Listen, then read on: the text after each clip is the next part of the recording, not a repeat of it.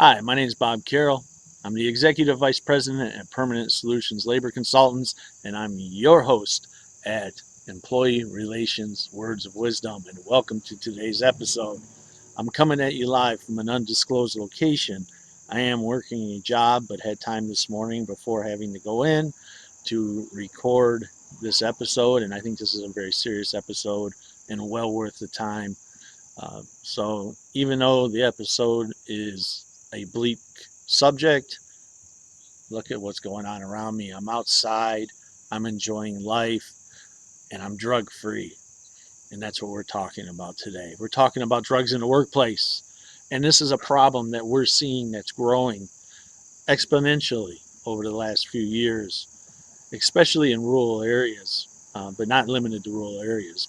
But we're seeing it in areas where it's really hard to draw quality employees because of a limited pool in cities where drug use is a huge problem. And we're seeing this to a point where we've been in quite a few facilities where it is a serious epidemic, to the point where 50-60% of the employees working in some of these facilities are using drugs, and not just marijuana. They're using heavy drugs like heroin, cocaine, meth, uh, oxycodone, other prescription drugs. It's becoming a HR nightmare and a risk management nightmare, to a point that it has to be dealt with directly and dealt with swiftly. The government's been talking about this for years, and I see where the employers are having a problem because we deal with this all over the country. And the reason I'm talking about the rural areas is because you just don't have the ability, just due to the nature of the population, to draw uh, quality employees into your organization, especially since the areas that we're talking about are well known for having a huge drug problem. This is where the meth is produced. This is where the cocaine and the heroin travel through the country, from the southern border up to the north. And we see it, and we know and understand that there's a whole catch 22 that employers are facing in these areas. Do you get rid of everybody that's on drugs and risk not meeting the demands of your clientele or not servicing your customers to their satisfaction? Or do you handle the problem head on? And the answer is you got to handle it head on. You can't ignore it. And that's the problem. Too many employers are ignoring this problem.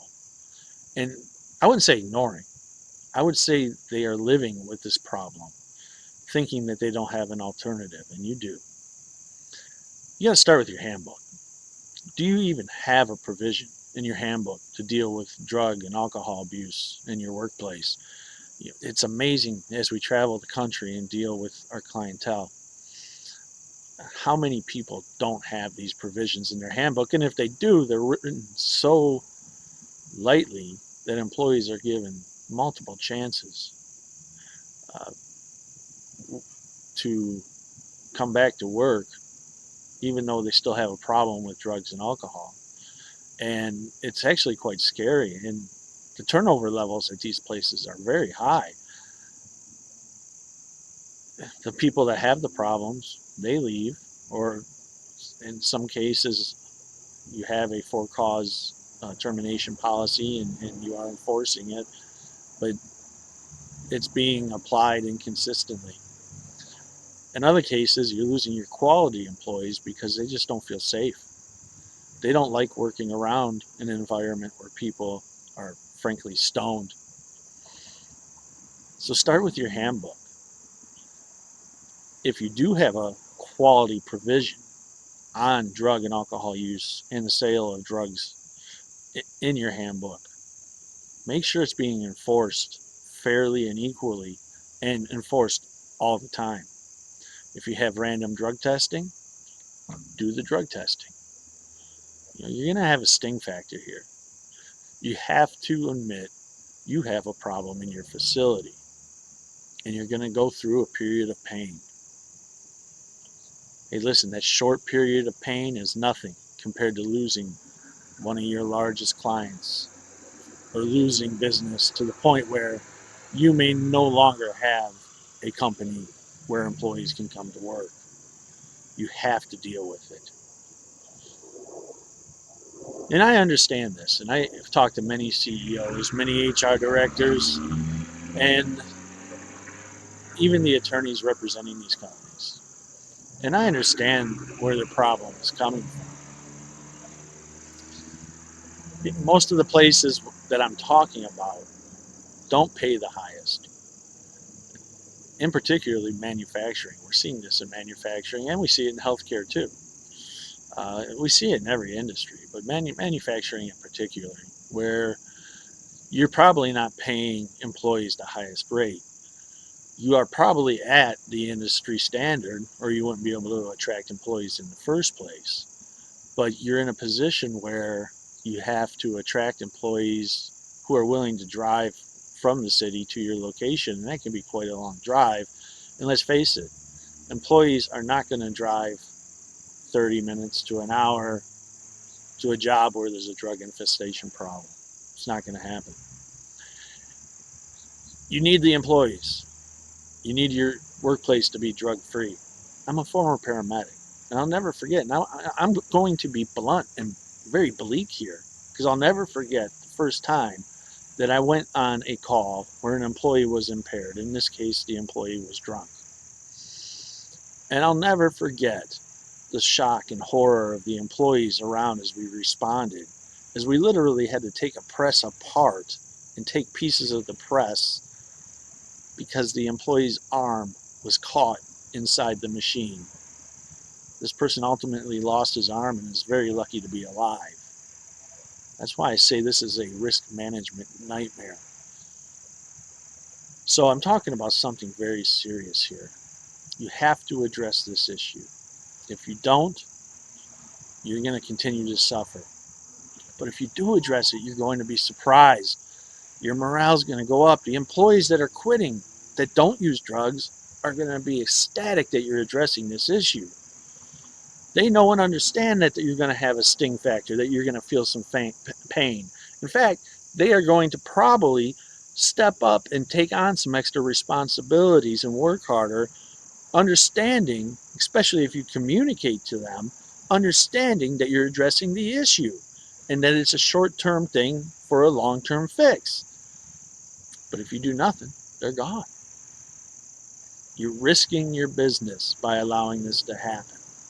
You've got to put a stop to it. So this is a very serious issue. It's something not to be taken lightly. But know you're not alone. Know this is happening throughout the country. And here's the thing, and this is not a sales pitch. Sometimes you need a third party to come in and help you with this because it is a very difficult and complex problem to address. It's something that we worked on time and time again, and we've had successful outcomes. And the hardest part is getting the CEOs and getting the people in charge to know and understand that you're going to have that pain and that sting factor. But in the long term, in the long run, you're going to thrive and be successful. You're going to produce even better products. Your customer service is going to be even better. You're going to be known as an employer where employees will travel and employees will want to work for you. You're going to be known as a company that's outstanding and cares for your employees and takes care of their employees. So address the problem. Don't ignore it. That's it for this week's edition of Employee Relations Words of Wisdom. Sometimes we have to talk about subjects that are bleak and serious because we can't ignore them, like I just said. But at the same time, if we move forward and think positive and work towards better culture, we can make a huge difference. I want to know your comments on this. Maybe you're an employee that's working in these conditions and you don't feel safe because of the drug use in your facility. Maybe you're an employee with a drug problem that doesn't know how to approach the company and your options and what you can do. Maybe you are an HR director or you own a company and you're not sure how to approach this problem. Well, give me a call. I'm not going to charge you for it. It's a serious problem. It's something I take serious. Give me a call. Let's talk about some strategies on how to address this in your specific culture, because that's the one thing that we did find out in our multiple times dealing with this issue is everybody has their own culture, and there's a unique way to deal with this in each and every facility that we deal with. Oh, there's some nature happening right behind me here. So I hope you can hear the nature. I'm glad to be outside. I'm glad that I'm drug free and I'm not dealing with that problem.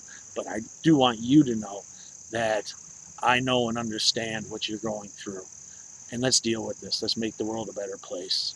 So I'll see you next time on Employee Relations Words of Wisdom. And I want to know what you want to talk about. So let me know. Let me know what the next Employee Relations Words of Wisdom should be. And let's make it happen, because I love doing these things.